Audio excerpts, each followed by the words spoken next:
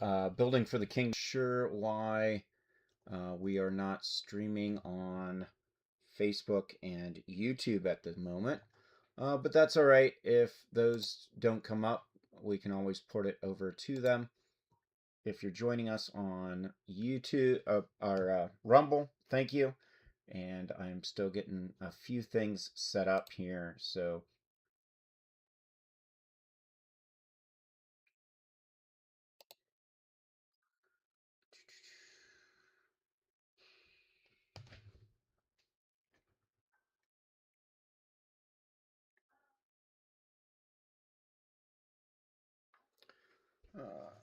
that works.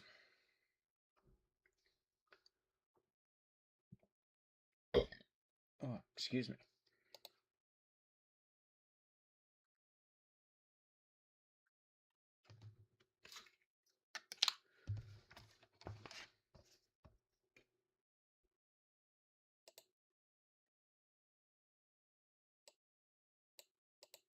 All right, looks like we've got good video. Let me know in the chat if we have good audio as well. Move that out of the way there.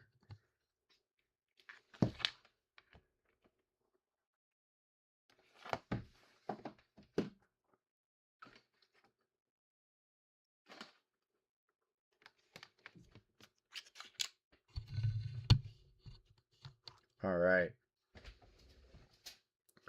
Okay, there we go. All right. Now we're getting on to the other pages. Nice thing about Rumble Studio is we can set up multiple streams. It's really nice. So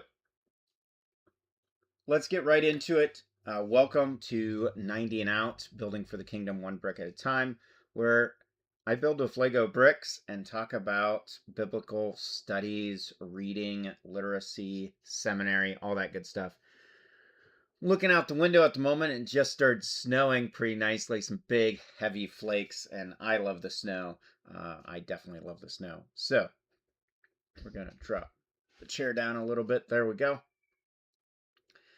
And let's get with what's going on. So this is a pretty cool build. It is obviously the Millennium Falcon with Lego. And the biggest complaint I have about this, working the stand at some point in time, just to see how it goes. But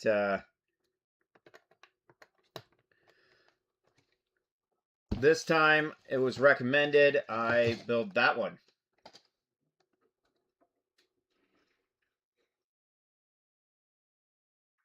If there's a particular set that you would like to see built here on Building for the Kingdom One Brick at a Time, reach out, let me know. But this is going to be the build set for this particular stream. I don't know if we'll get it completely built or not. Typically, we're looking at 300 to 400 pieces per live stream to our live stream. This one comes, yeah, thumbs up, thumbs down, comments, doing the free stuff. It's pretty easy, pretty simple. And actually, we got Dorothy signed in, said hello. Hello, Dorothy. Thank you for the live chat. You can also do Rumble rants in the live chat. That supports the channel. The tip jar is available on Rumble. If you're on YouTube, sorry, don't have those options. If you tuned in before, you'll know that currently 90 and Out is working with Holt Helps Readers and 6 Points Church on developing a biblical literacy course.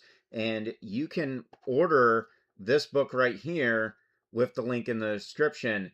It's Timeless Treasures Bible Outlined by Diane Holt. It is a great resource. It's very easy to use, very easy to read on the literacy with the Protestant Bible. And that's going to be the course we're going to talk about in the second hour of this live stream. In the second hour of the live stream, we will be looking at updates to that course and what's going on with it. In the first hour, we are going to be talking about overview of the Old Testament, which is a class I'm currently enrolled in at Spirit and Life Seminary. and how that is going. We're in week 5. Very excited about looking at that and discussing that with you. There's a couple other announcements and things I'd like to draw your attention to in the news that's happened over this past week as well. So, if you'd like to get a copy of Timeless Treasures Bible Outline by Diane Holt, you can do so in the link. Since Diane Holt is the owner and host of Holt Helps Readers, that does help the channel. So, let's get to it. All right, so what is that? AMSR, I think it is, where you have all the noise. Be prepared for that right now. Let's get right into the Avengers Helicarrier from the Infinity Saga with Lego and Marvel. Lego is not a sponsor of this show. It's Lego does not sponsor 90 and Out at all, so just be aware of that. This is not advertisement. Well, it kind of is for them, but not intentionally so. I just enjoy building with Lego, and for evidence of that, Skull Ranch skull from the show Yellowstone, it is not a Lego build.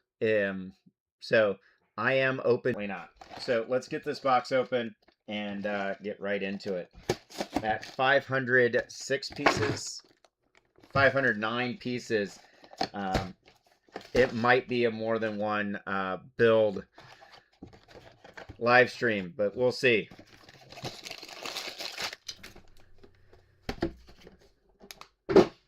We've got a nice sticker sheet. Sometimes the sticker sheets don't make a lot of sense to me. In this case, they're look like runways, maybe. They're mostly black, but we'll set that off to the side and we'll get to it.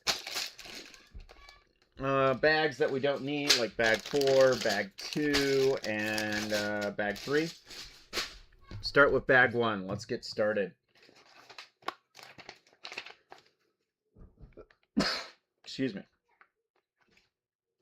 Before we get too involved in this build, there is a couple of announcements that have been in the news this past week coming out of the great state of Iowa, which is my home state. My family and I currently reside in Pennsylvania, but I grew up in Iowa. That state has a fondness in my heart, and they are in the news right now, which is great. I'm not sure what's going on here.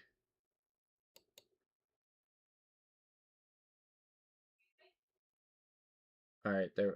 Yeah, that's all right. So, some news coming out of the great state of Iowa and their legislature that I think we should talk about. I forgot to write down the name of the actual bill, so let me get that here.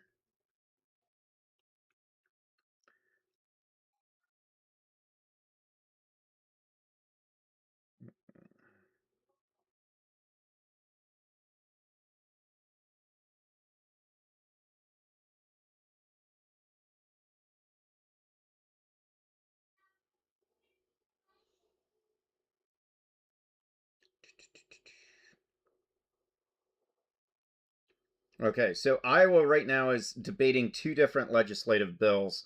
One of them is Bill 3115,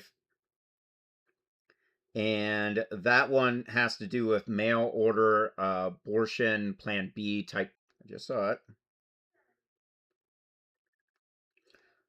Well, I'm not sure what number it is, but I can tell you the title. The title of that bill is Abolition of Abortion in Iowa bill. So they're currently debating those on the legislative floor. The abolition of abortion bill has been in open debate for the last 5 days, which is pretty fascinating. It overtly abolishes abortion in the state if passed. Has a Republican pro-life Republican governor. So, the only reasonable reason why a abolition of abortion bill that bluntly and plainly abolishes abortion in the state would not pass is because those pro-life Republicans don't vote in favor of it. Now, you can read into that all you want, but that's the facts of the matter. The pro-life caucus, Republican caucus in the state of Iowa, has a supermajority in both houses and the governorship, which means they have a fondness for the state of Iowa. I have no intentions of moving back to the state at this time, but I do have a fondness for the state, spending a large amount of my life in that state, and I would be overcome with joy if that thoughts on whether or not the state legislature and governorship in Iowa should pass a blanket ban on abortion in the state of Iowa. As I said before, I do not reside in that state, but I know a lot of people who do. And I'm reaching out to you right now, Iowans. What are your views on this bill, and what's your stance on it? Also is Steve Holt, Representative Stephen Holt. He is not related to me, even though we share the same last name. You probably know my position on abortion. I view it in the same way as any other murder. It is the willful, intentional. Now, for the great state of Tennessee, I don't know if I know anybody in that state. I might, because I do know quite a few people all over the United States and some outside the United States. But in Tennessee, yesterday, an almost identical bill was brought forward. Again, I don't have the bill number in front of me, but I do know that the title was nearly identical to the one in Iowa, abolition of abortion in that state. Now, I have seen some news outlets covering both of these things, but not real well. And I'd like to set some misnomers here. In Iowa, for clarification, that bill does state that there is an exception for miscarriage, and I just want to clear some terminology definitions here. Abortion is not a miscarriage. A miscarriage is a naturally occurring thing where an unborn child dies and then is expelled by the mother. Notice the terminology there, naturally occurring. It is not with malice and forethought. Abortion, on the other hand, is where a mother hires an abortion provider, someone with a PhD, to dismember and kill their unborn child, thus prematurely terminating a pregnancy. And if you're wondering why I'm using specific terminology, that's intentional. Okay.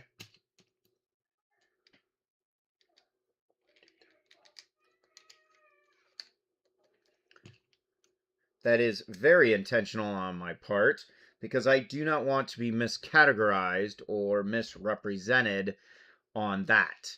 A miscarriage occurs naturally, and an abortion does not.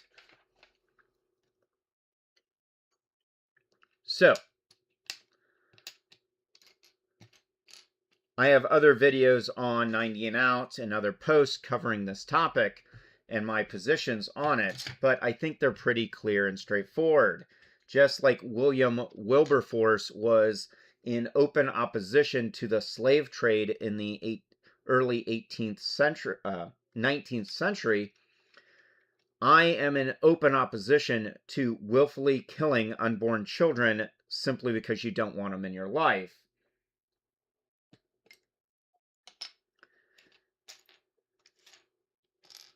So,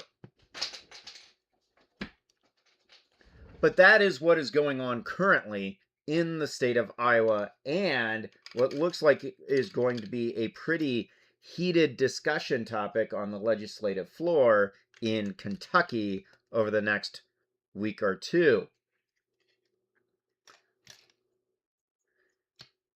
Now, you might be asking, pretty simple and pretty easy to point out, as I did in a previous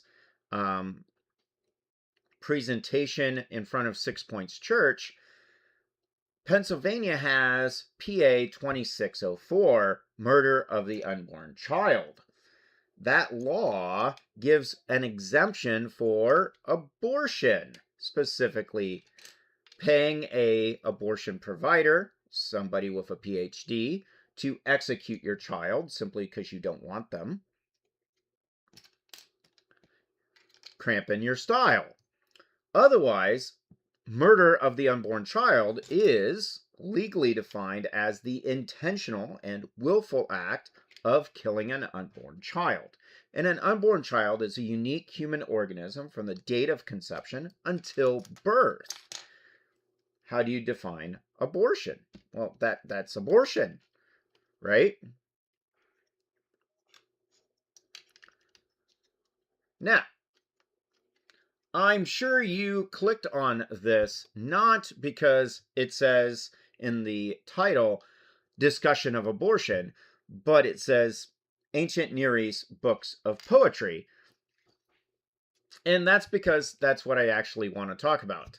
I just wanted to talk about some of the news going on in the United States, specifically in Iowa and in Tennessee over the last 2 weeks, because that should be headline news. And from what I've seen on most news, So, with that going on, let's talk about some poetry, shall we?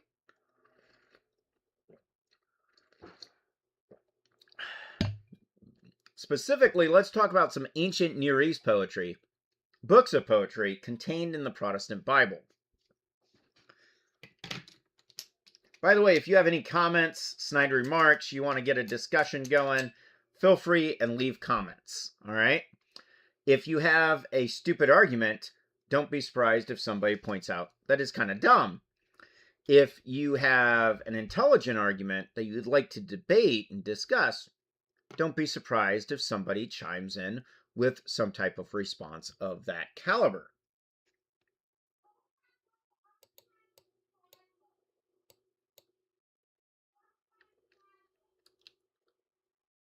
Also, if you're getting lag, I apologize for that.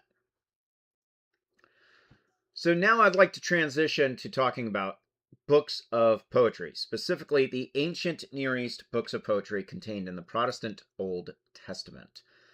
They're also contained in the Tanakh, as well as the Catholic Bible, Eastern Orthodox Bible, the Coptic Bible, the Ethiopian Bible, along with a bunch of Psalms, Proverbs, Ecclesiastes, and Song of Solomon.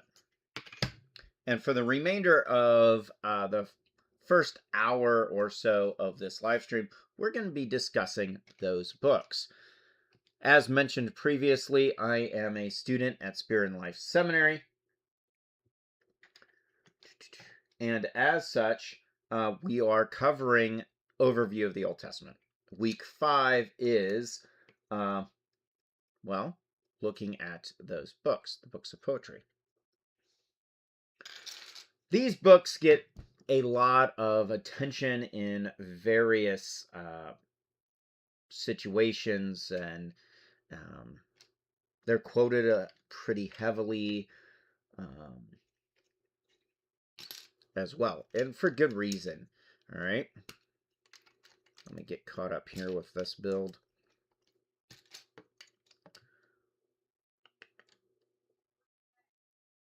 Interesting. Okay. We can do that.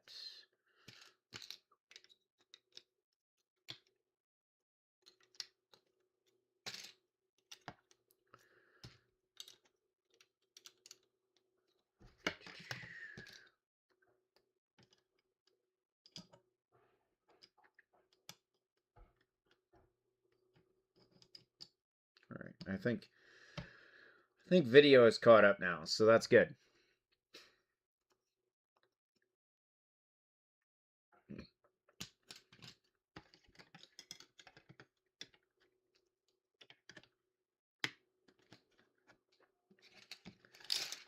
All right.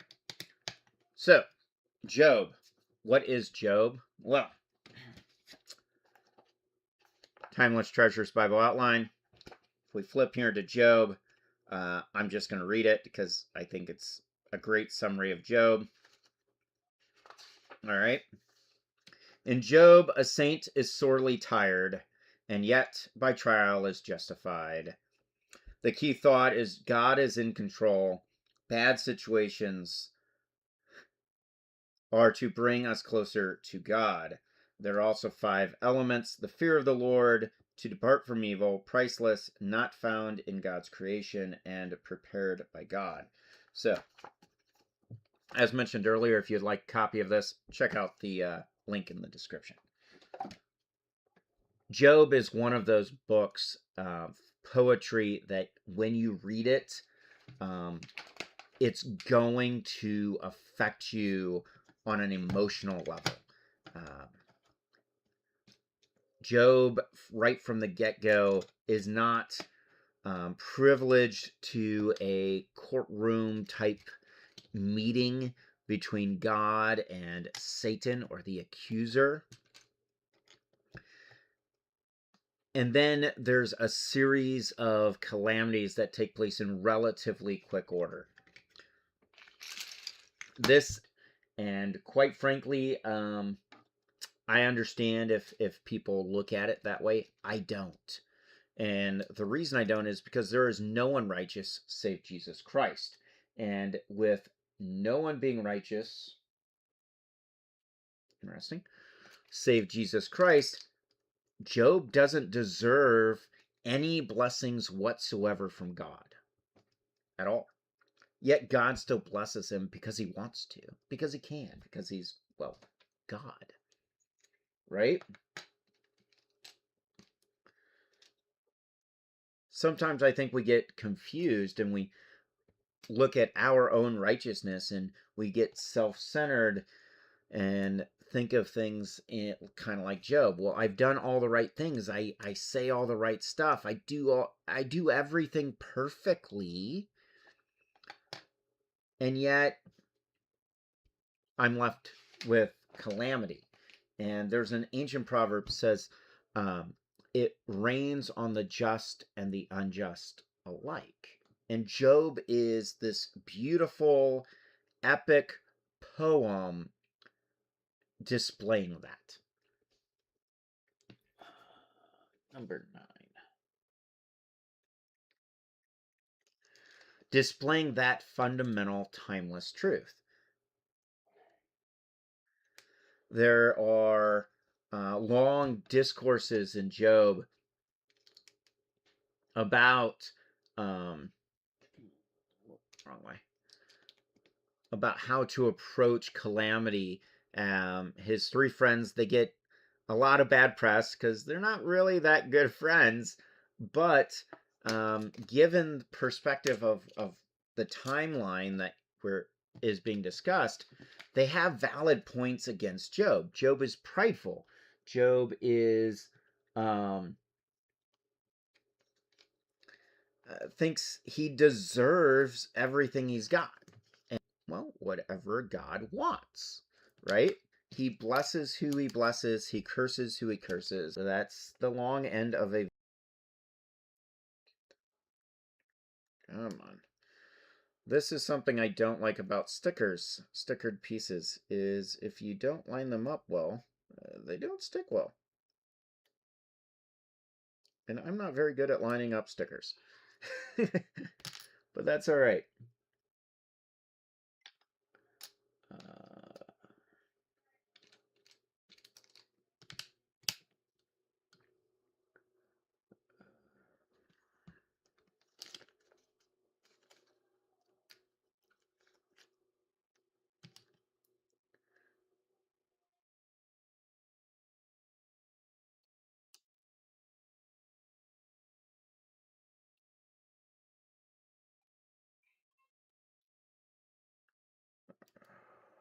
There we go.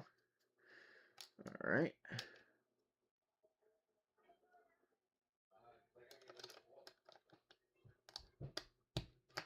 So that goes there.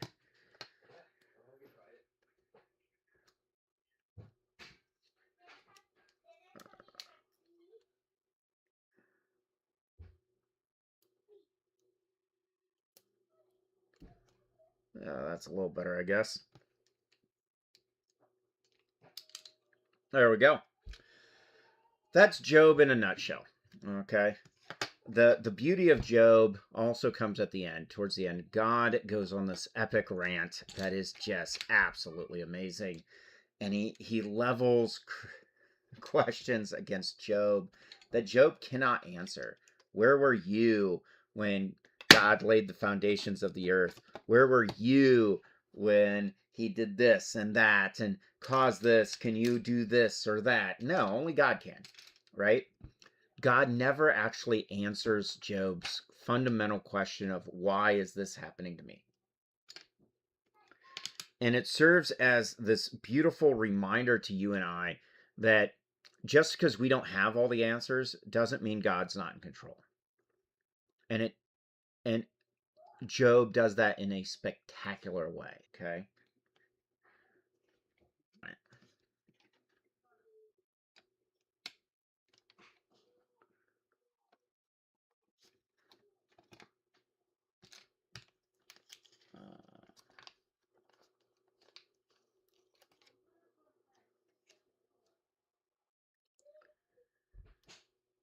The next book in poetry is Psalms.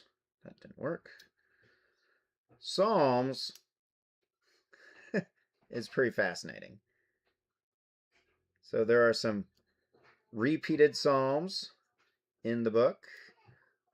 There are also songs that are laments. There are ones that are pretty hostile towards God, like demanding and angry in the book of songs.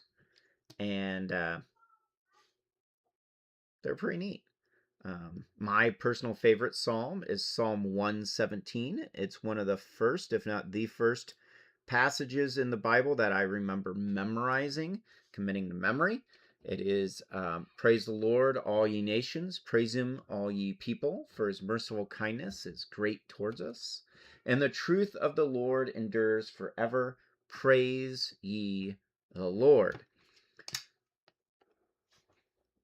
It is a beautiful psalm. A lot of people have Psalm 23 memorized for the same reason, because it's just an amazing composition. The Lord is my shepherd, I shall not. Is just showing his poetic prowess.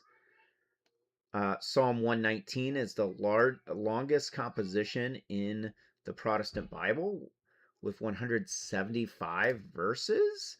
And it is separated into stanzas using the Hebrew alphabet, which is fascinating. Within that psalm, almost every emotion that we as humans are capable of are shown. It is just spectacular.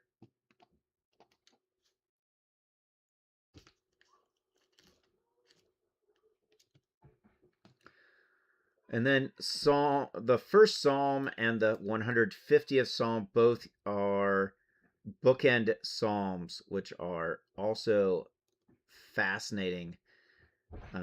Yes, I'm not a fan of really long, thin stickers, and I realize that this helicarrier set has a bunch of them. There we go.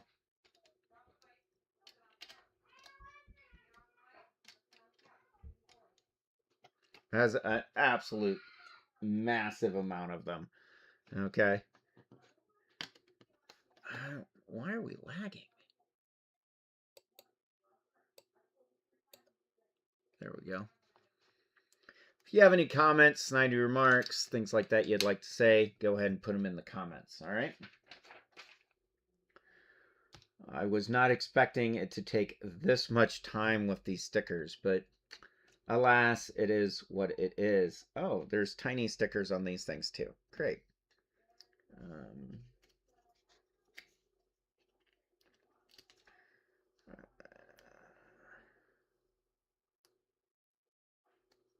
There we go.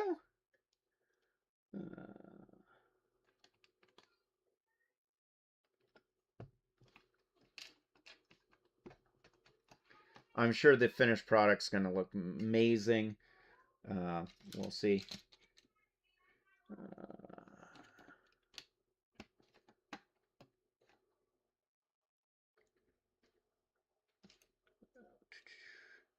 Number 21. Okay.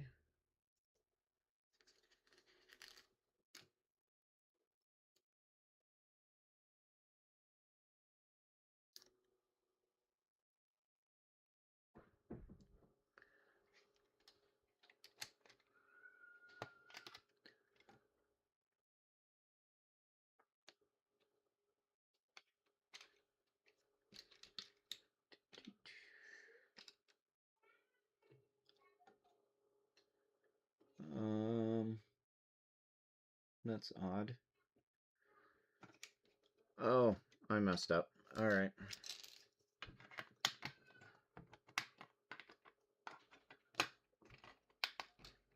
Wrong piece.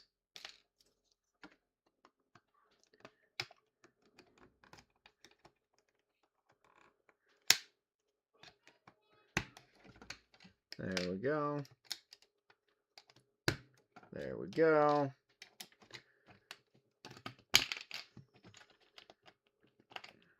There. That's better. That piece goes there. All right, now we're back on track here. There are some Christian groups that only sing the Psalms, and they sing them a cappella, which is kind of fascinating, I think, because the word psalm comes from the Greek word that means to pluck a string or to use a harp, which is kind of neat.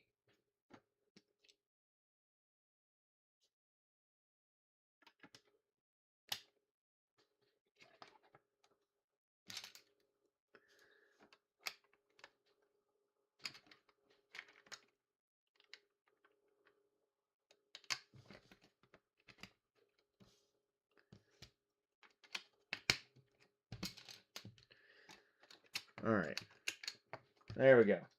Now I'm caught up a little bit more on this build. I am not a fan of the stickers. However, I don't know how well you can see them there. They do add quite a bit to the build itself, but would have much preferred those to be printed pieces instead of stickers.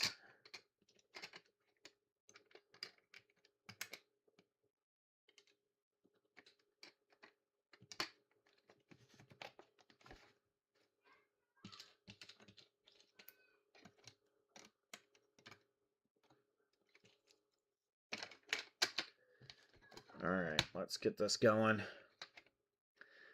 The next book of poetry in the Protestant Bible is the book of Proverbs. So we're going to briefly discuss Proverbs. Proverbs is one of my favorite books in the entire Bible. I've committed large sections of it at various points in time to memory. Proverbs is all about practical advice from a dad to his son on every aspect of life.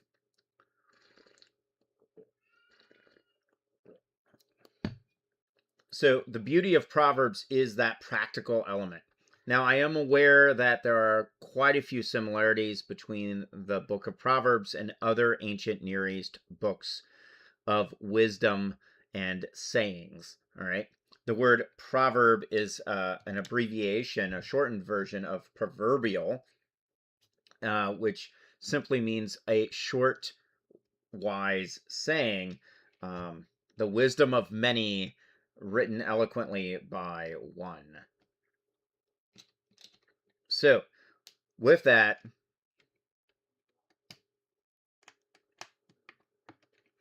another way of putting it is the term axiom. Okay, an axiom, a wise discourse, right? Something that on its face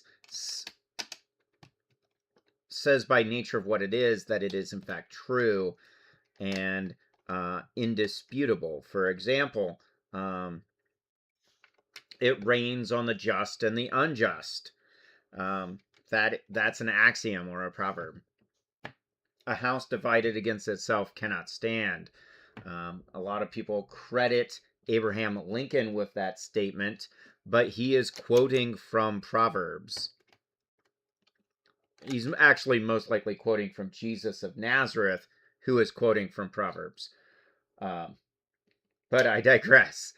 All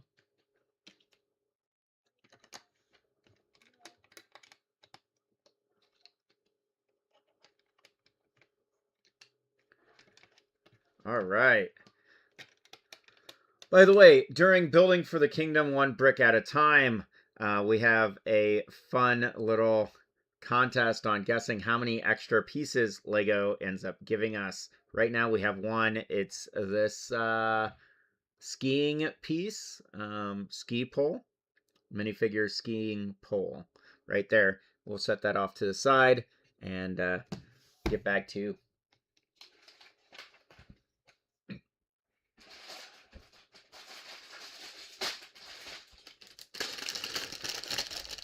So, as I stated before, Proverbs is one of my favorite books.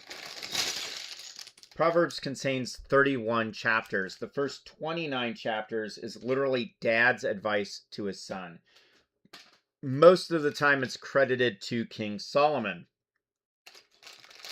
However, some of the texts are not explicitly from King Solomon.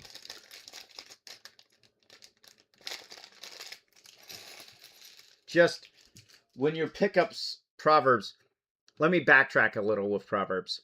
One good reading plan with the book of Proverbs is to take one chapter of Proverbs every day of the month for an entire month. All right. So, for example, with 31 days in the month of March, you could start March 1st with chapter 1 and March 2nd with chapter 2 and read through the entire book in that month. Very short, very simple, very easy reading plan. Proverbs contains practical advice for life, for just daily life, how to interact with people. Okay?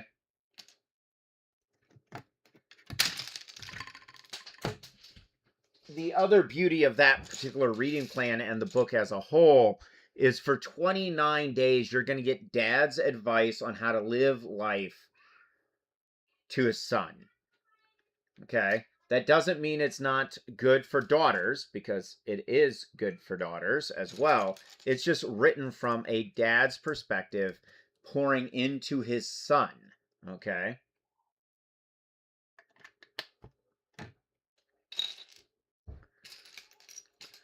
Chapter 30 is written by a guy named Agar, and it is a friend giving his friend friendly advice. Okay? I know I used friend a lot in that one, but that is literally what it is.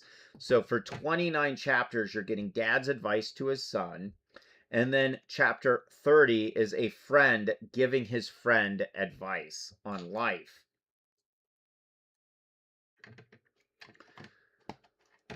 31, there are entire ministries built around Proverbs 31, specifically the virtuous wife in that chapter, but that is not the entire chapter.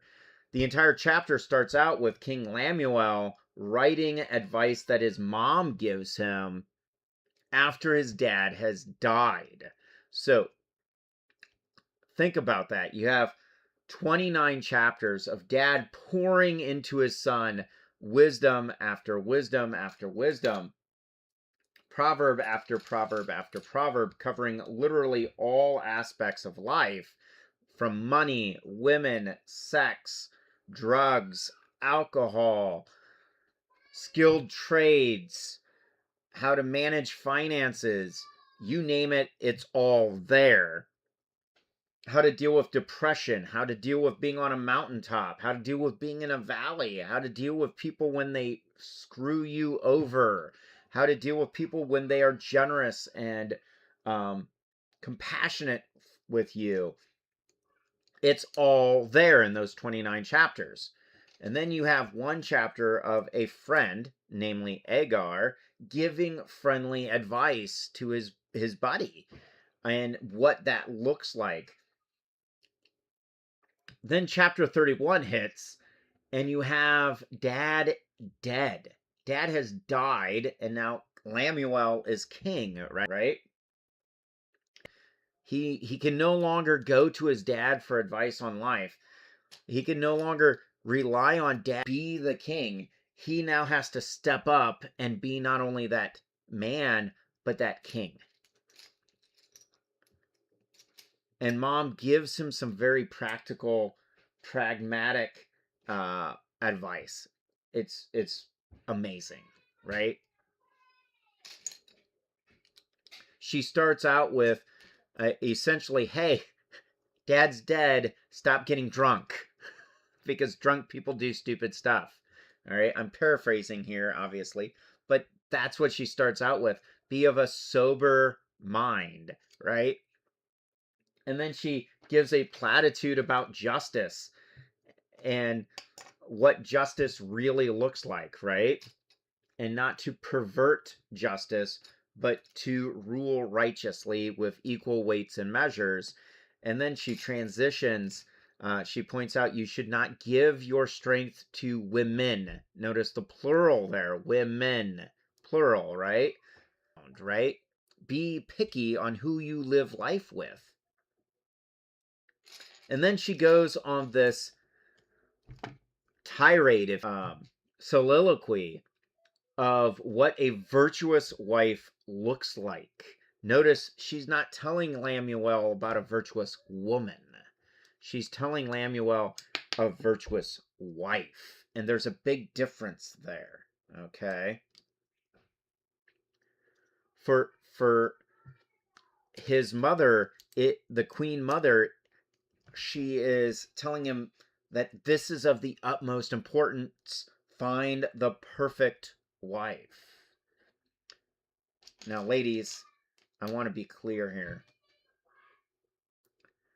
Chapter 31 of Proverbs is mom's advice to her son on what she wants him to look for in her daughter-in-law, and it's perfection. Remember earlier I said none is perfect, none is righteous save Christ.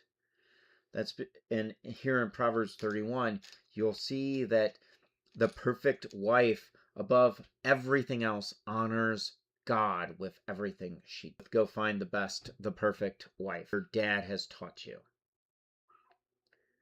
Because that virtuous wife has no time for a failure. She has no time for a slacker. She has no time for someone who doesn't stand for righteousness and speak the truth and follows the advice of dad through the previous 29 chapters and the friend's advice in chapter 30.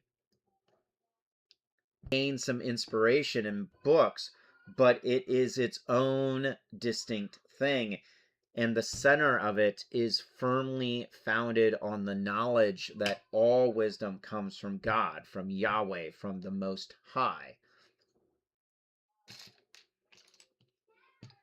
Unlike all of the other ancient Near East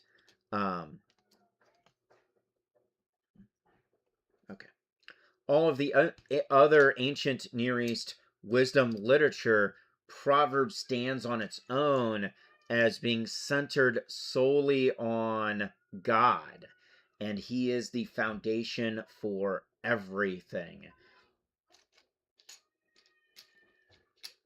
Just let that sink in.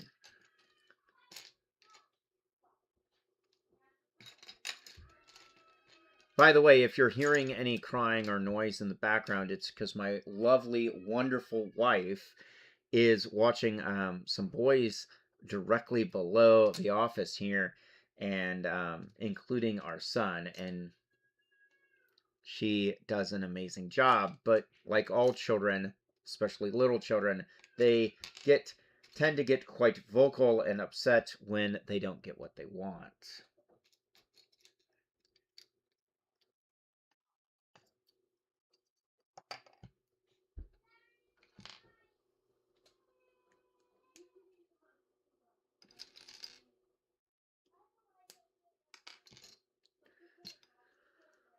If you can't tell, I really enjoy reading Proverbs. Proverbs is a wonderful book, and I would highly recommend that simple reading plan if you want to improve your life and understand how things in the world work. They're known as ancient proverbs or ancient wisdom for a reason. It's because it doesn't matter what time you live in or where you live, these axioms, these short, wise sayings bear true. Whether it's in the United States in the 21st century, or it's in the Ukraine in the 20th century, or it's in the USSR in the 20th century, or it's in Great Britain in the 17th century, or it's in the Spanish Empire in the 16th century, or it's in the Roman Empire in the 1st through the 4th century, or the Chinese Empire, or the Mongolian expanse. These wise sayings will benefit you if you take them to heart. And that is the big key there, right? You have to actually follow the teachings. Lost on some.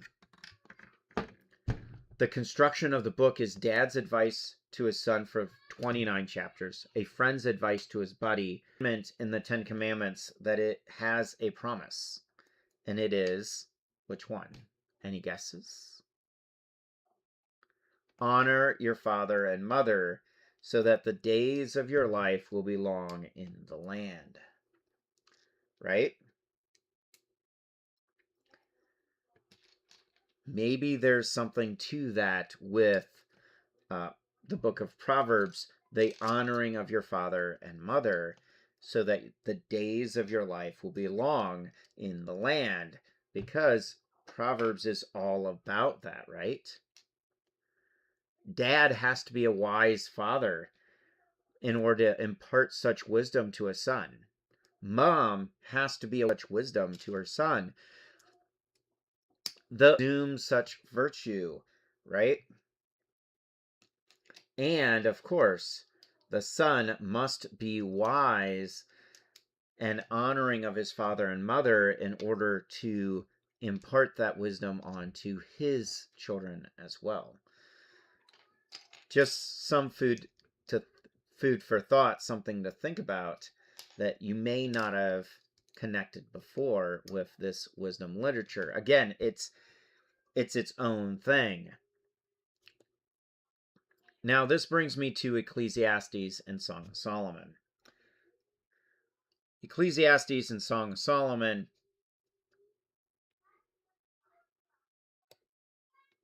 Hold on here.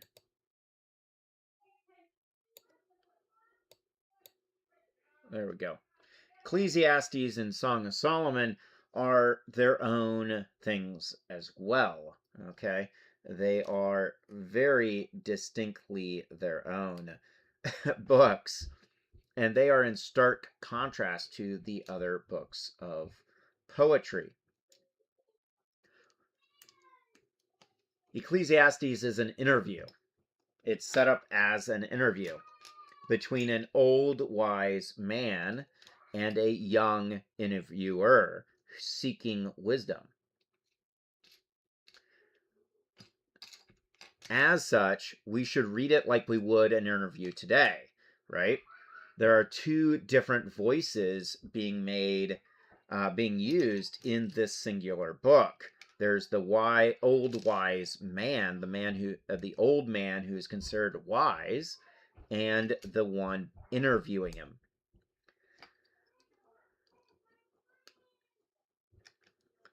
And in some places, they have differing views. Just like today, if I were interviewing someone today here on 90 and Out, there would be my input as well as the one being interviewed.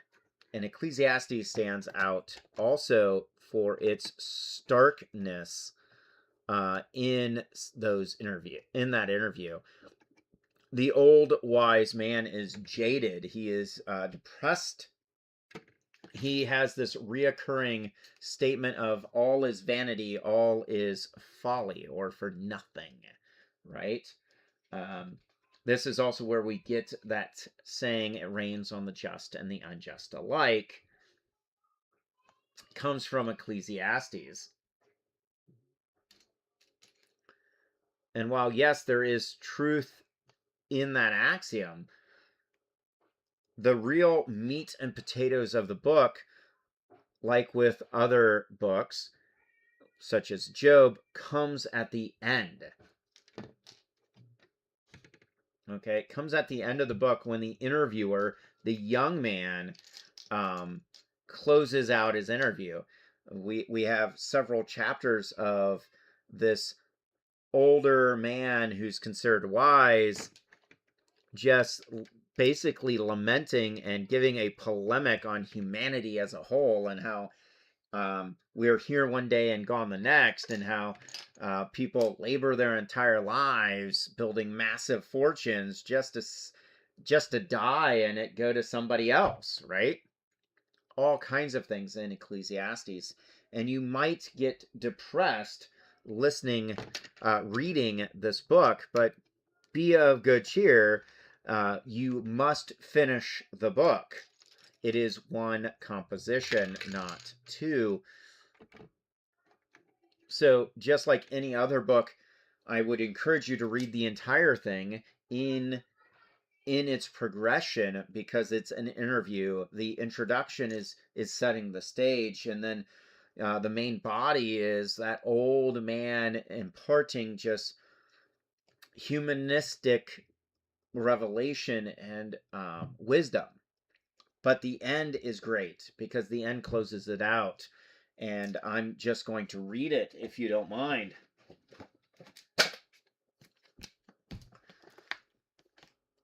Because honestly, I couldn't word it better myself. The young man closes out his interview with these words here as I pull it up. The very end of Ecclesiastes. He says, let us hear the conclusion of the whole matter. Like, how much more blunt can you get, right?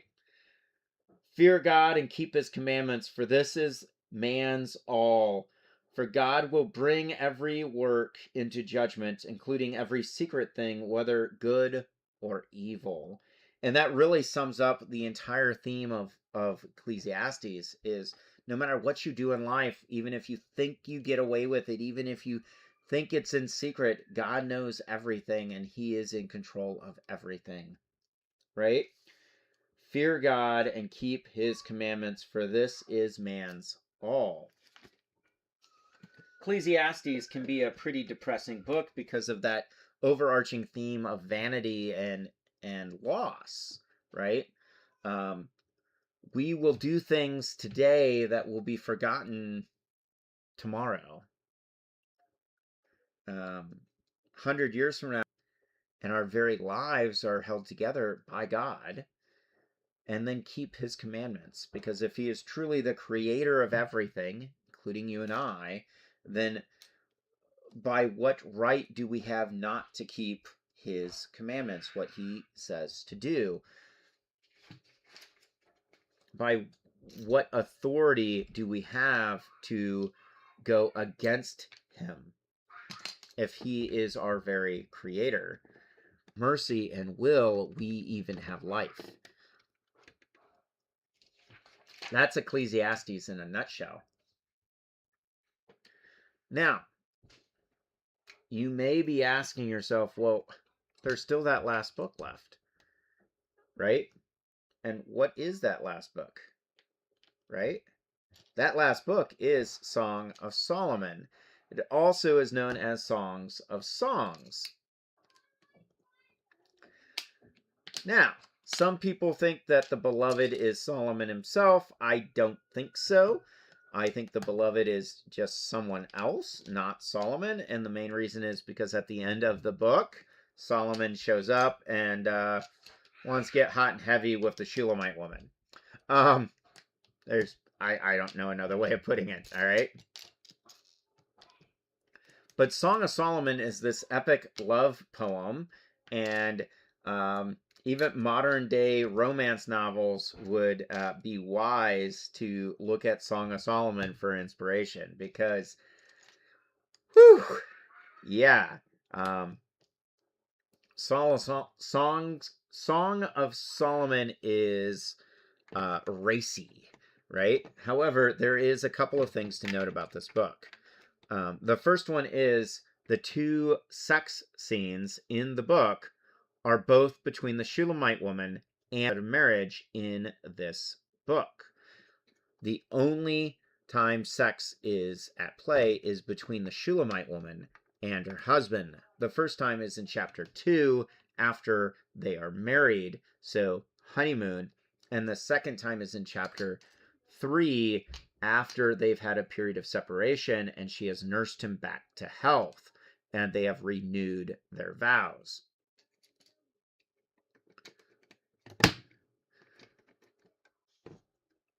So keep that in mind. Yes, it is a racy book, but it is firmly grounded in the sexual ethic of the rest of the Old Testament and the Bible as a whole. Of sex should be between a husband and wife and them alone. Sex is more than just reproduction, and it is more than just pleasure. It has purpose and meaning.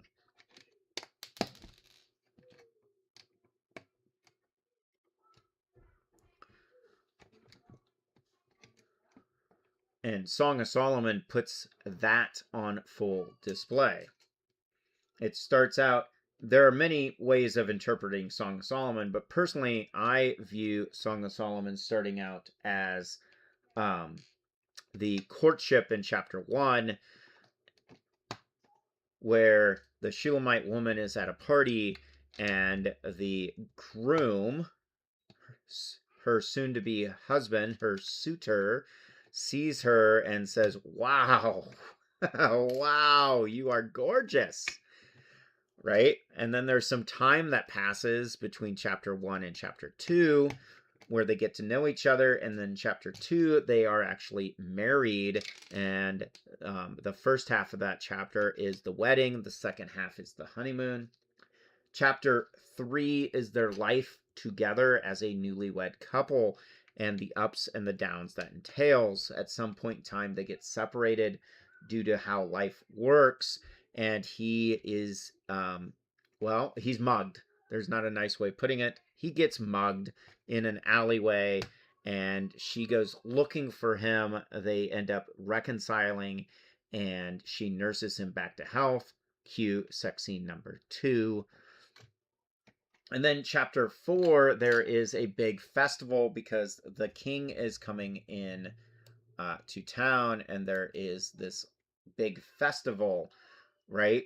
Honor with the king.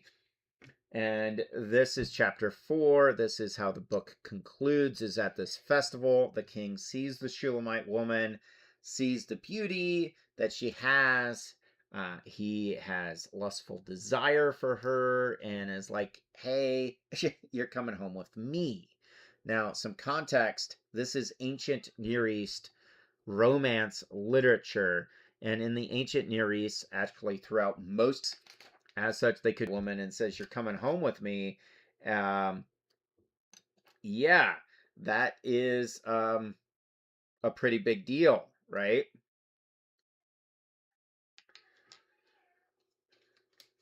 That is a pretty big deal because lawfully speaking, he could do that.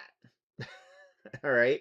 Now, in our 21st century modern lens, that may sound pretty bad because, well, quite frankly, from a moral perspective, it is, because he even says he has a harem, meaning a group of women whose sole purpose is for that kind of gratification. But at the time, this would have been um, a pretty big deal, especially when the beloved steps in and says, "King, you have all these other women. You have your choice of virgins from the entire realm. Um, this Shulamite woman you're trying to take home, she's my wife. You can't have her."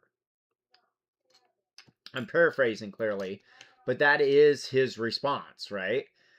To the king, an absolute monarch. defying the king could have resulted in his immediate execution.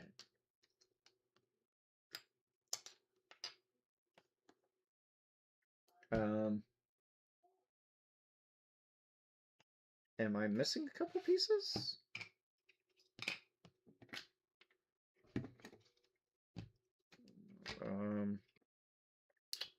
Well, that's not good. I think I am missing 2 pieces. Maybe. No, it's... Okay. Never mind. It's how the piece is portrayed. It looks like 2 pieces. It's actually 1 piece. All right, we're good. We're good. All right, so the book ends on a cliffhanger, a big cliffhanger, and this is something I really like about Song of Solomon, is that cliffhanger. You have the beloved, who's left unnamed. The Shulamite woman is left unnamed, but the king is named. The king is King Solomon. He is named as King Solomon. And the beloved steps in defense of his wife and says, "No, king, you have your choice of any woman you want, but you can't have her. She is mine, and I will defend her." Now, the indication here is he is willing to lay his life down for his wife, because the king could execute him on the spot, right? But we don't know what happens.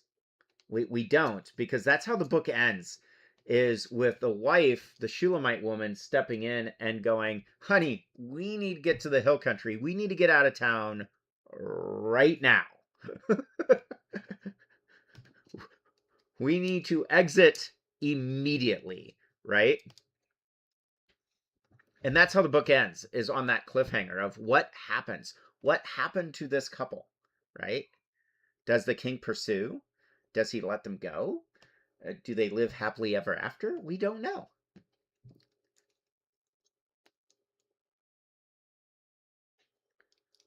We're going to lock those in that way, though. All right, so I like to do this occasionally. Just lock them in and cross those 2 pieces there. The instructions have them vertical, but because we can cross them like that, it simply makes this a better connection, a stronger connection. So we're going to do that.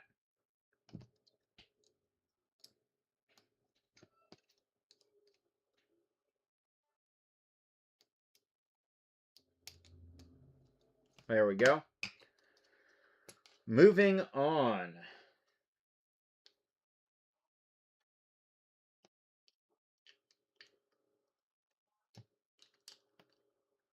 Let me know your thoughts. If you're still watching, if you're still on here, let me know your thoughts, your take.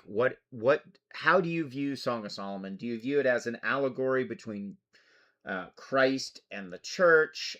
I've heard that argument. I find it kind of odd given some of the sexual elements of Song of Solomon.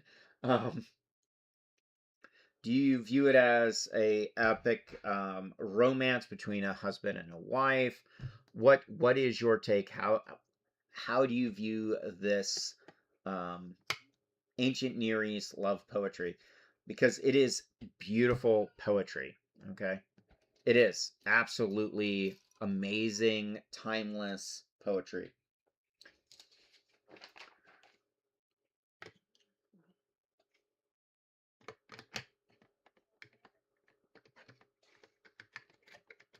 Oh, that's cool. Just showing how it does that scoop. That's pretty neat how that locks in. That's really cool. I like that. All right, so any thoughts, any conjecture about the live stream so far? We've been streaming now for well over an hour. We're definitely into hour 2. About an hour and 15 minutes now. We've covered a variety of subjects from abolition of abortion bills, both in the state of Iowa and in Tennessee. I would love that to happen here in Pennsylvania. We've discussed these 5 ancient books of poetry contained in the Old Testament.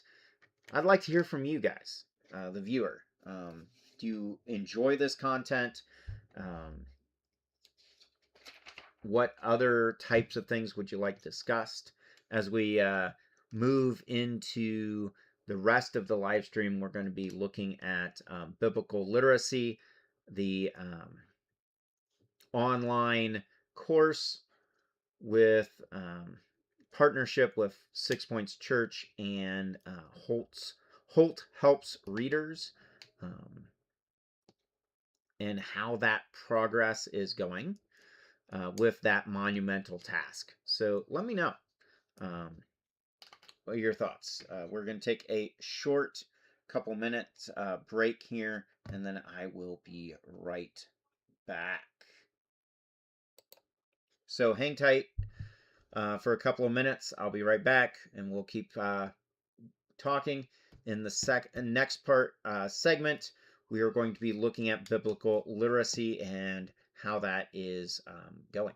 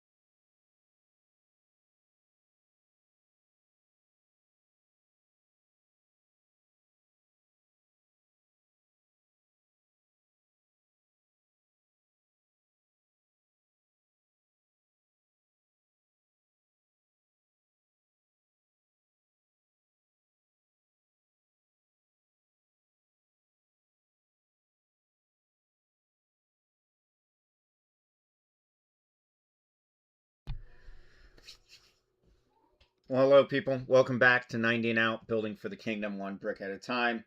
In this segment, I'm going to be discussing updates on biblical literacy and how that course and partnership is progressing with 6 Points Church and Holt Helps Readers.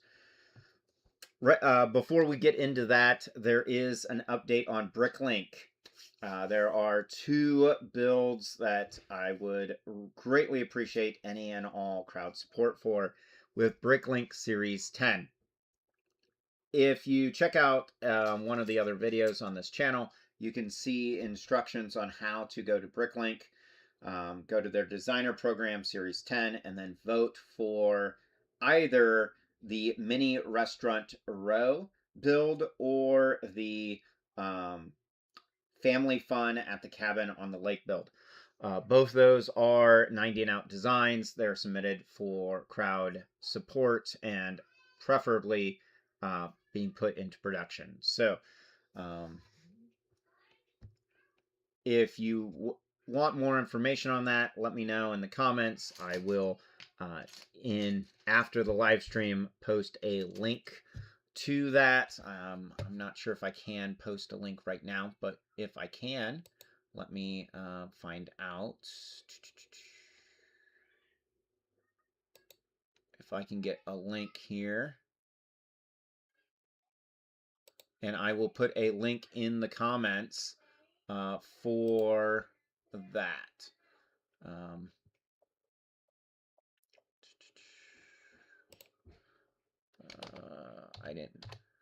I was reminded that open voting is going on right now. So, link to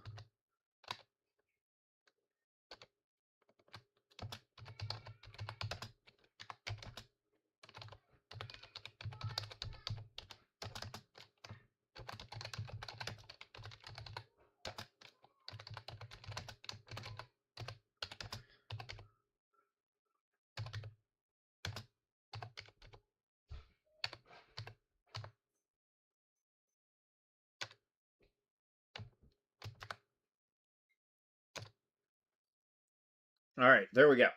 So it is in the chat. All right, you can click on that link at your leisure. That will take you directly to Bricklink Designer Program Series 10, 90 and out submissions. There are 2 of them. I'm happy with both of them.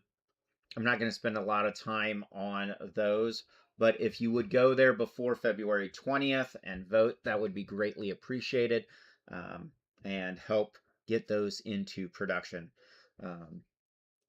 Thank you in advance for any and all support.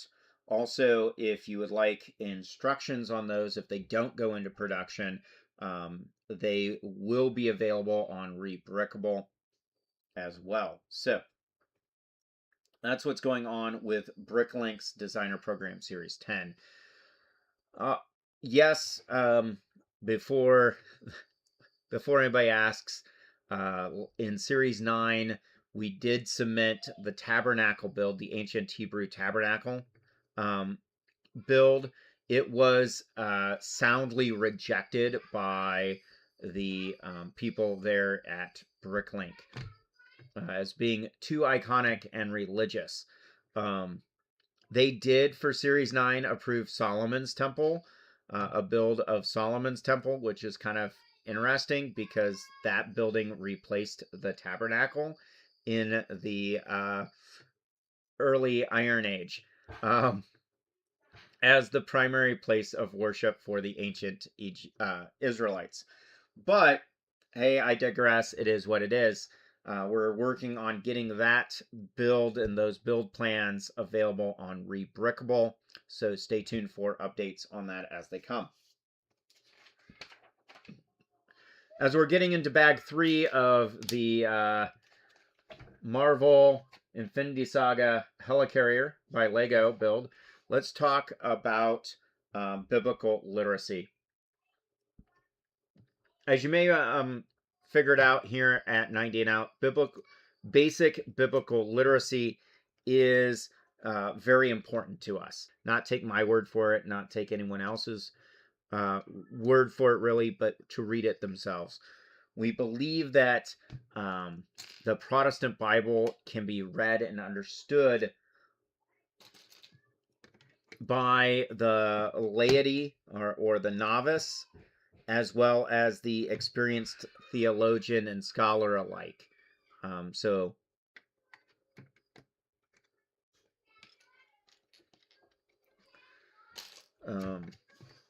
Just bear that in mind, okay? That fundamental principle is the guiding principle here at 90 and Out.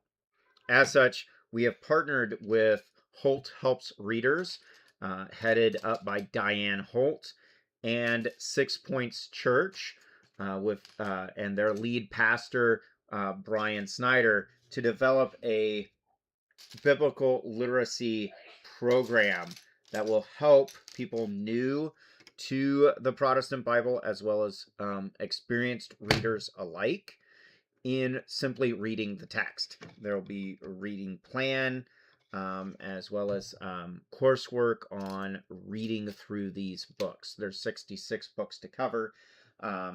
We are aware this is a very large undertaking. And we want to do it right. We want to provide the best service we can to you, the audience, the reader. Oh, whoopsie. No wonder they didn't feel like they were snapping in well. I missed a piece. That piece right there needs to go in there first. And then they should snap on well.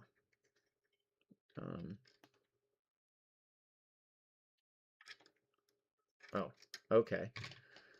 Never mind. We need to do that first. And then this. Haha. There we go. Have that profile messed up, but that's all right. We can fix that. That's not a big deal. We're actually going to do it this way.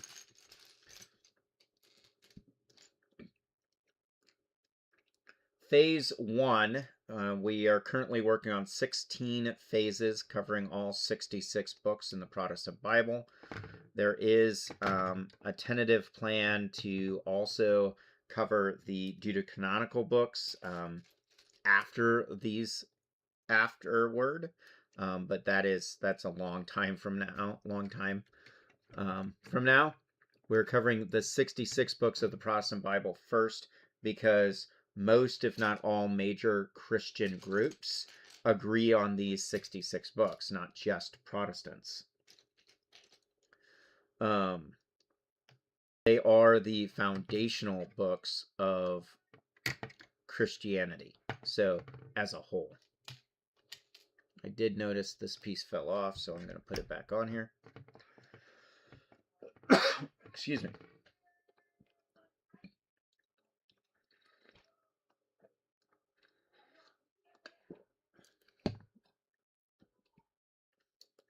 So phase 1, I don't want to misrepresent those, so let me pull that up here.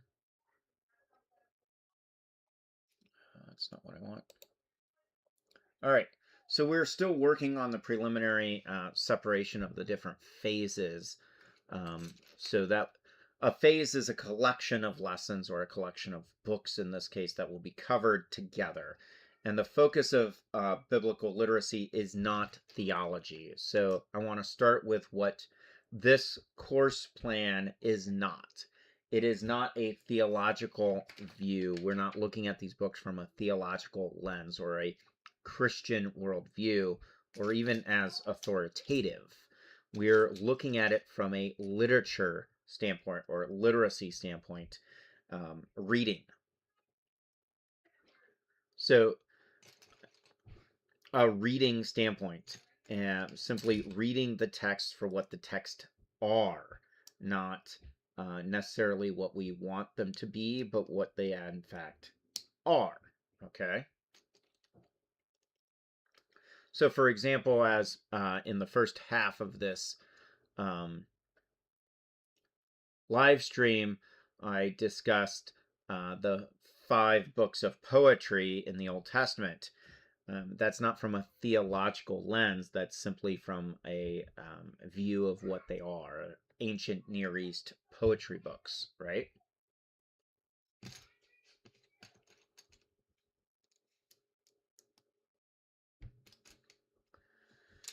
Ancient Near East poetry books. And that's what biblical literacy as a course is going to be all about, is that approach to the scriptures, to the Bible.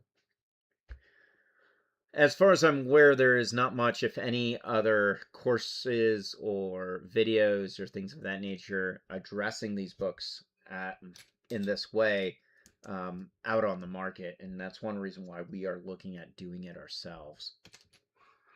If you are aware of any other material out there that approaches this canon, this corpus of writings, of ancient writings, as simply literature, let us know. We would love to look at what they do and their approach, but just be mindful that this is our approach.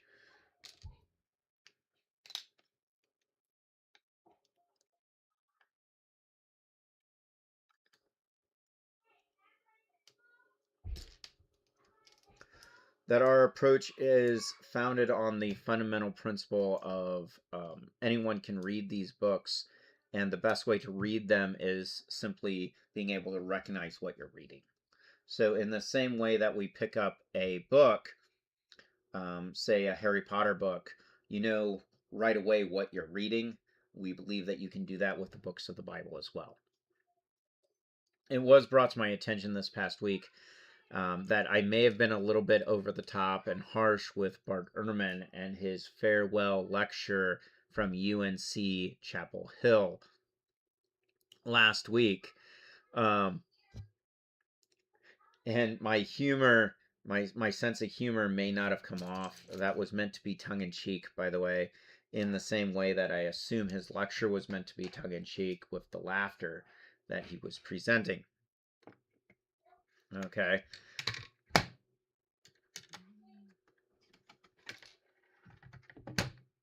But just like any other comedy-based thing, sometimes humor is quite subjective, and in this case, that is definitely the case. It was very subjective.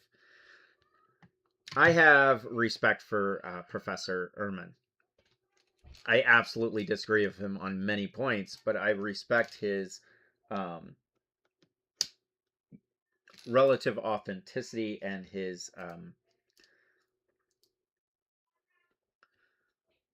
scholarly prowess. Okay.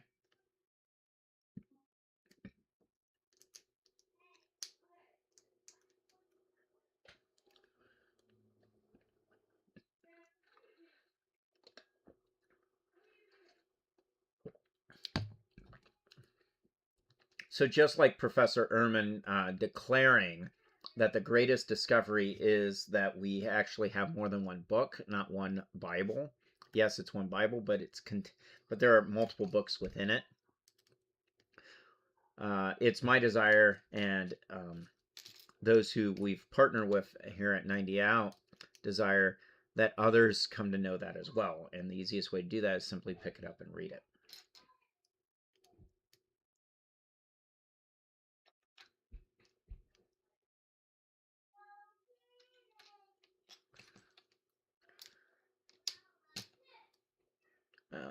I've heard it said before, and I'll repeat it now. The best Bible is the one that gets read. And that is a very true axiom. I don't want you to take my word for what Scripture says. I don't want you to take my word for what these books say. I want you to read them for yourself. Okay?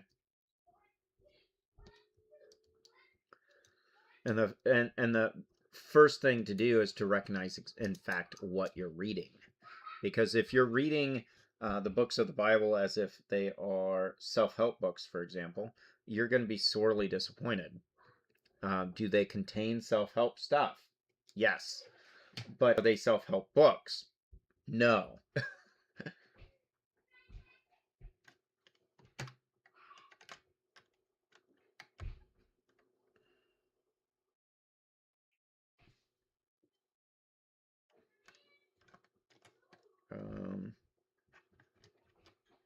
Interesting.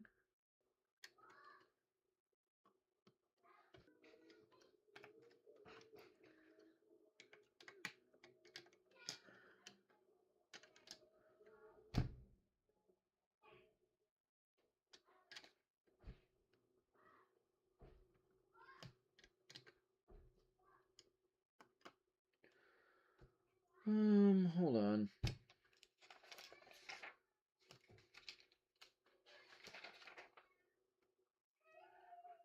Okay.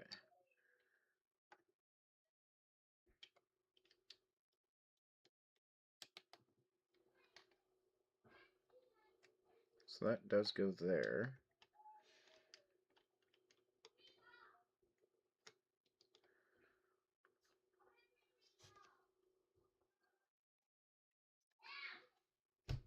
Okay. Hold on, this is perplexing.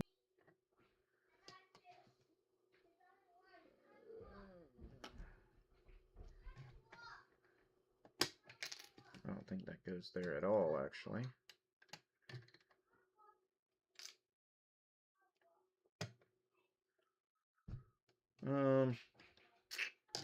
Well, that's not going to work. Oh, that's because I have an extra piece on here. All right. There we go. Sorry about that. Sometimes that's the way it goes.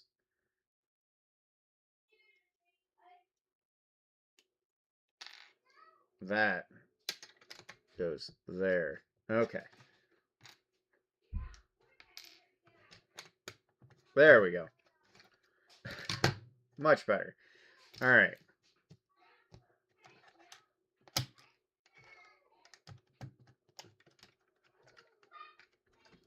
That's better. All right.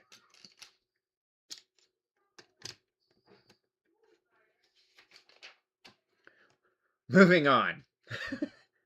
So,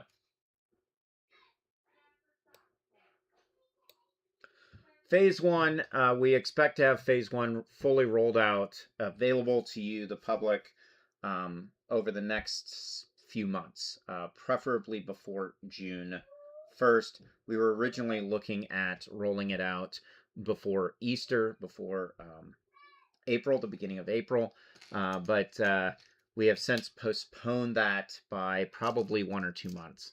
And that, again, that goes back to wanting it done well for. Here are going to be the books. Titus, Philemon, John's 3 open letters, and Jude. Okay. We'll be looking at those books in that order for Phase 1. The rest of the phases are a little bit in flux. We're not sure exactly how we want to address those yet, but most of them we have a good idea. But Phase 1 is definitely set. They are relatively easy, simple, straightforward books. Hold that thought.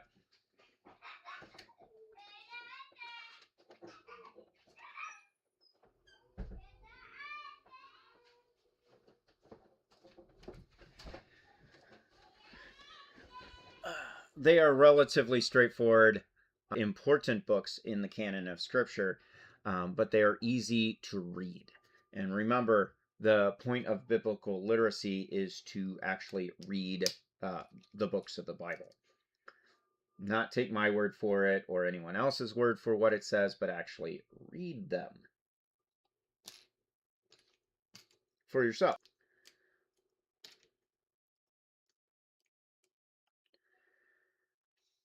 Okay, so read them for yourself.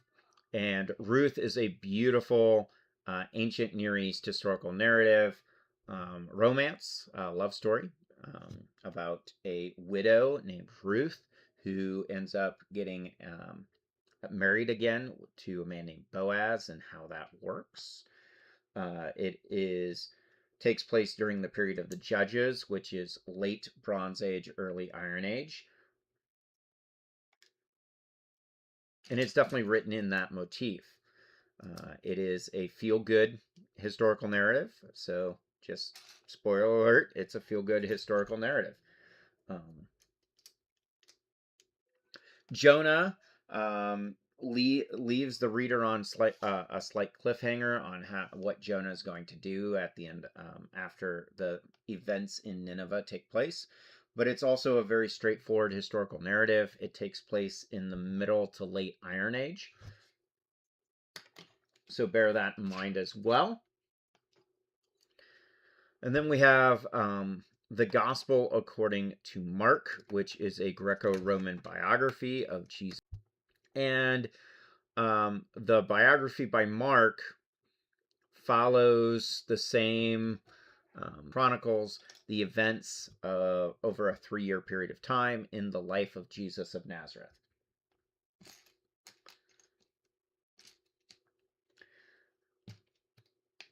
Now, you may be wondering why I didn't say in Jesus Christ. Because, and the main reason for that is I'm going to leave that conclusion up to you, the reader. Okay? As stated before, this is a literacy course, not a theological course. What the text claims. Now, you may come to the same conclusion as me, but you might not. You might come to a conclusion like, say, Professor Bart Ehrman, who is an agnostic and does not claim authority. The Gospels are authoritative. I think that's pretty weak sauce. His arguments are pretty weak sauce. Less.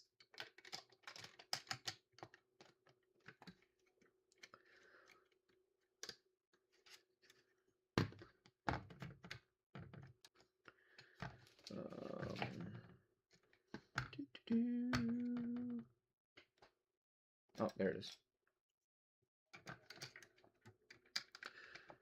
The next two books that we'd be looking at and reading through are very short. They have no chapter breaks. They are personal letters. One is from Paul to Titus concerning how to behave in a Christ-honoring way, how to behave in a righteous way in life. As well as some church organizational stuff. But it's very short. It's pretty to the point. Correction, Titus has chapter breaks. There are 4 of them, 4 chapters. Titus 2 is pretty famous because it's where Paul tells Titus that old men should train young men and that old women should teach and train young women on how to behave in a Christ-honoring way.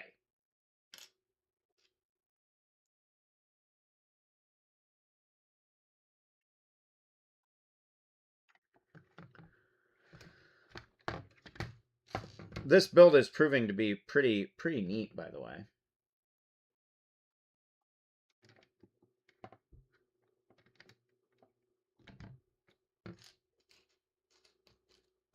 I just want to point that out. I am enjoying it.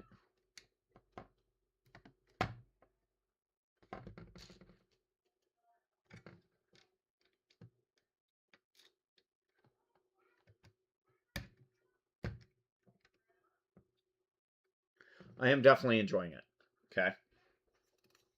Philemon is arguably one of my favorite books in the New Testament. It is a single chapter or no chapter breaks. It's a personal letter from the Apostle Paul to a wealthy landowner named Philemon. And it is concerning a runaway slave named Onesimus. For anyone, here is my challenge, okay? For anyone who wants to claim that the Protestant Bible promotes slavery, one, I would like them to address the slave Bible, which was prominent in the antebellum South on plantations, where entire books of the Bible were removed, including Exodus. And Philemon, because the landowners and slave owners were concerned that it may lead to slave revolts. But also, more specifically, the text itself. In Philemon, Paul is writing to Philemon and concerning a runaway slave that caused considerable financial damage to Philemon on the way out the door. Now, in context, in first century Rome, in the first century Roman Empire, the punishment for being a runaway slave is execution, and they could be executed on the spot. No trial, no negotiation, no questions. if they were a runaway slave in the Roman Empire in the 1st century, they could be executed on the spot. Okay? And Paul is writing to Philemon concerning this runaway slave named Onesimus. This very personal letter is beautiful, and it is an overt polemic against slavery. Now, some would argue that it is a polemic against this particular slave being executed, but it provides the framework as a polemic against slavery in general. Okay?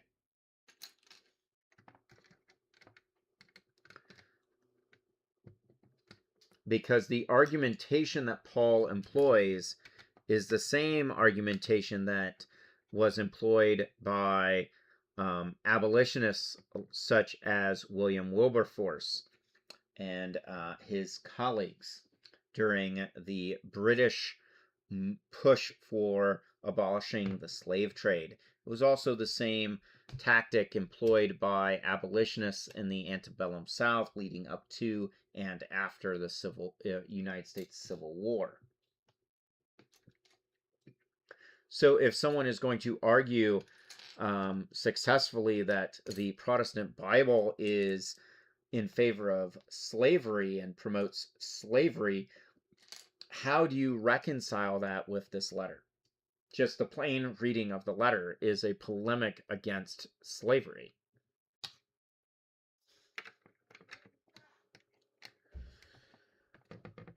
The other 4 letters that are going to be discussed in phase 1 are going to be the 3 letters, open letters by John the Beloved. Please keep in mind that there are numerous Johns in this time period in the 1st century AD in the Levant. That's why we specify which John at which time, right? In this case, it is John the Beloved is credited with writing these 3 letters. They're open letters. Yes, they are addressed to specific, either a group of people or individual, but they are meant to be read by anyone. They're open letters, just like we have open letters today. So just keep that in mind.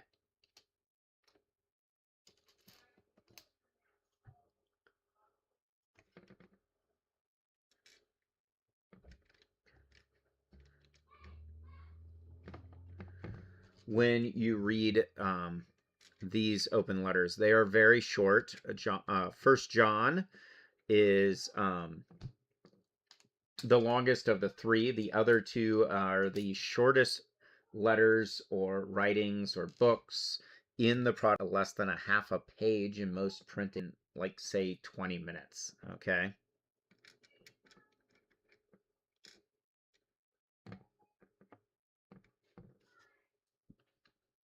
But that doesn't mean there's not a lot going on in them. They serve as this, like, John's Gospel in a nutshell, if that's a good way of putting it. If you want a quick synopsis of the Gospel of Jesus Christ, there you go, right? It's in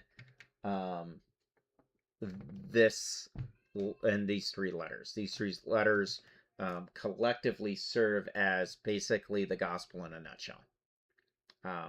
We're all sinners saved by grace, and that grace is provided through Jesus Christ.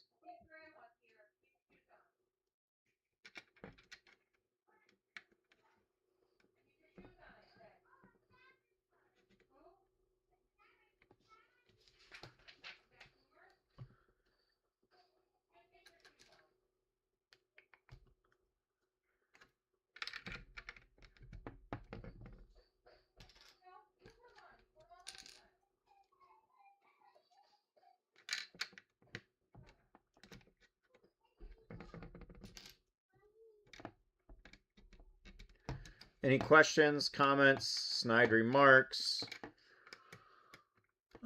chat stuff? I do see we have a few more new people logged in. Plan on the live stream going on for a few more minutes here while I finish up this bag. We'll probably finish bag 4 on this build off camera. I'll post about it next time. I don't like leaving builds partially built. Then I have a tendency of losing pieces. So, but we'll keep going. If you hear a dog in the background, that's our dog Iris. She is she's great, but she does like people. And the children that my wife is watching right now, their ride just got here. So let's keep going. Do you have any comments, questions, concerns?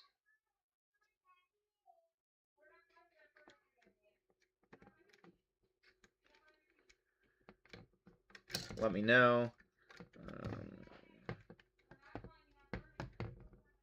I'm not sure why the lag keeps happening on my end. Hopefully it's not happening on your end. As we're coming to a close here on 90 and Out, building for the kingdom one brick at a time, looking at the books of poetry, the ancient Near East books of poetry, a few other things. If you know Stephen Holt in the Iowa legislature, please give him a call, send him an email, a word of encouragement for what he is doing with the abolition of abortion bill in the Iowa legislature. I'm not sure which legislature has authored or sponsored the nearly identical bill that was presented yesterday in Tennessee's legislature, but same thing.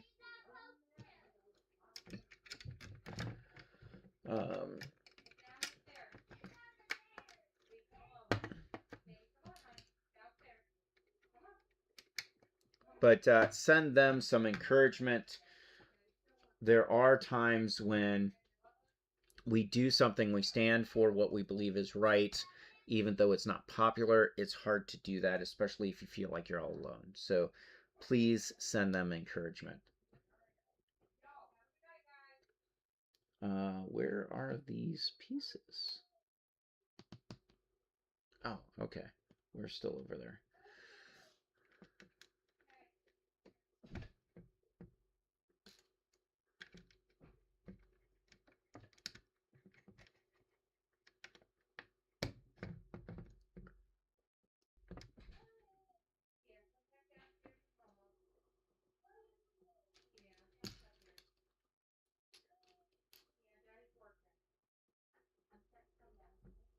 Okay. The new pieces are. One thing I like about some instructions is they'll outline them in red or something like that. Just a little plug there. So we're going to finish this bag and then probably draw this to a close.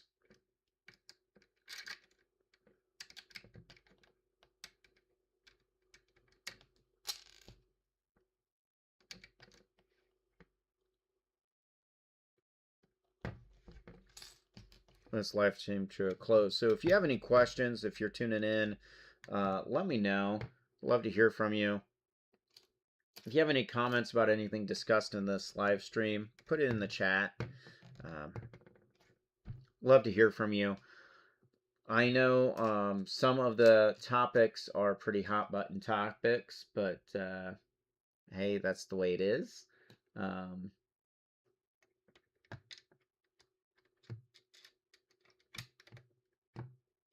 Right? If anybody who tries to claim that Jesus of Nazareth was not controversial, the biggest thing I can say to them is, if he was not controversial, why did they have him executed? Generally speaking, governments don't execute non-controversial people. Just in general. Typically, if someone is getting executed by the government, they're probably pretty controversial in some capacity.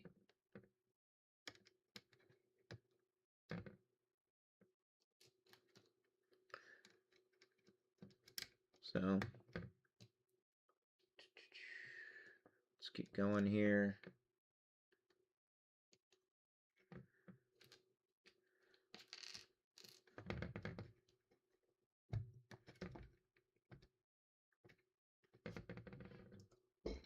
Excuse me.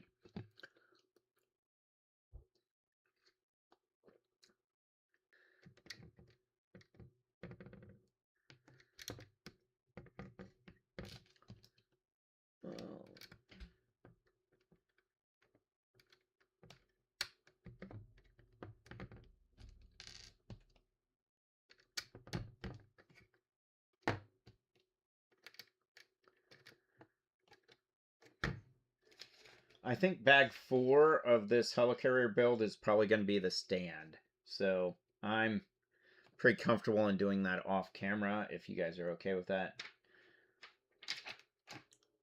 So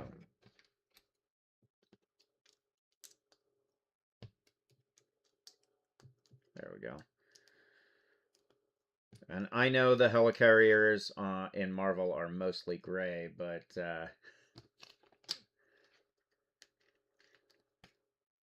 more stickers. more stickers. Tiny stickers. Yeah.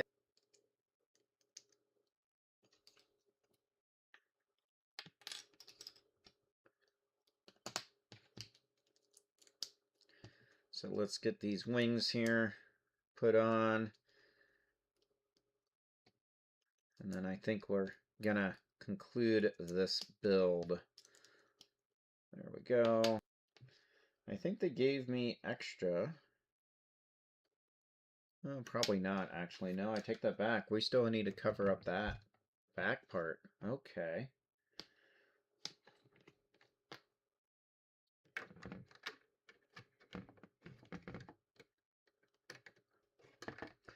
I'm mistaken.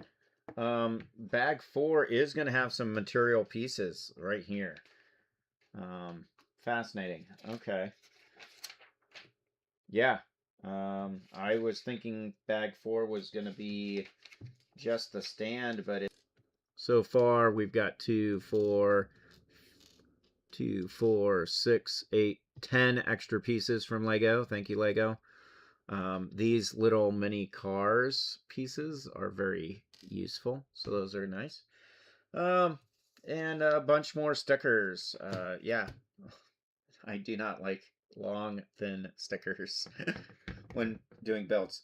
Let's talk about this, and then we're going to close out this build. Clearly, it's not done yet.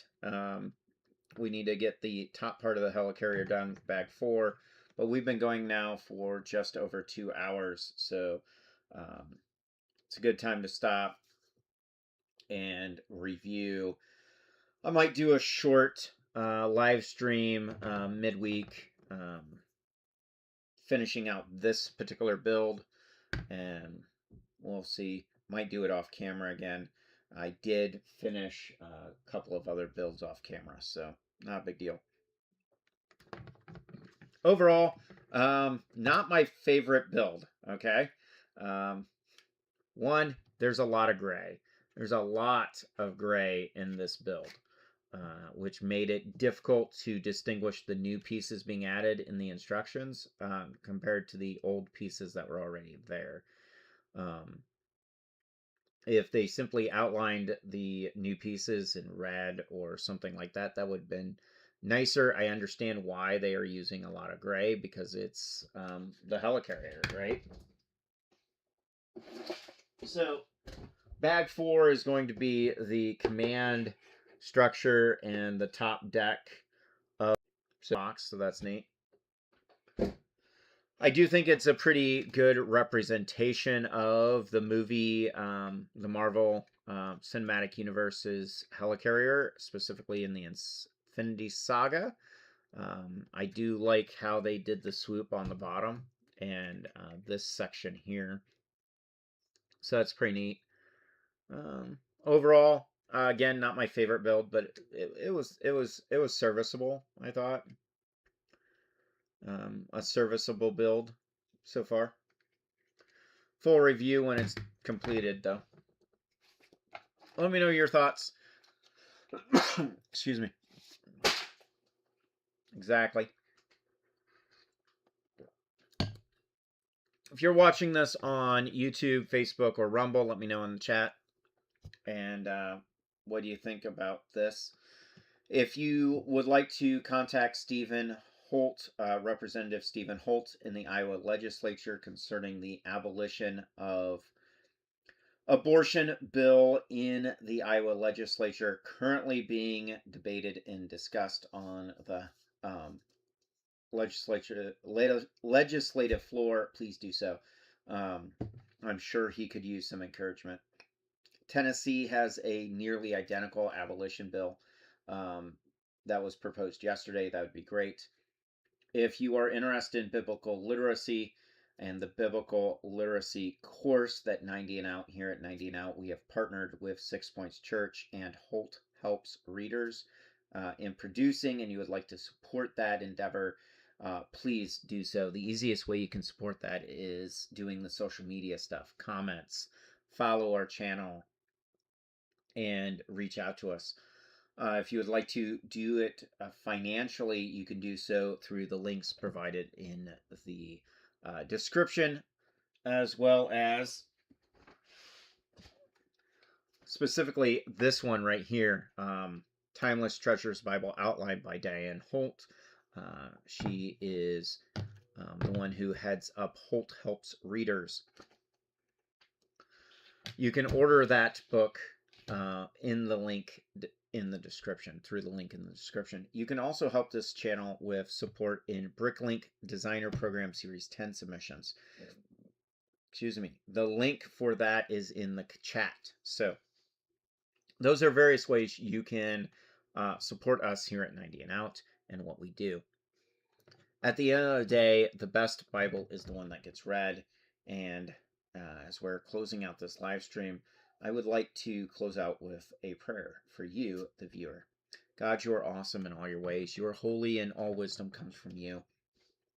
There is none righteous save you, and we are at your mercy all the time. In our own hubris, we neglect you and we reject you, but in your sovereign wisdom, love, and grace, you still provide for us and sustain us in all aspects of life. Let us seek you first and your kingdom and your righteousness, because you are worthy of all praise and honor and glory. Amen. Thank you for joining me. I'm Timothy Holt with 90 and Out. This is Building for the Kingdom, one brick at a time, and I will see you on the next one.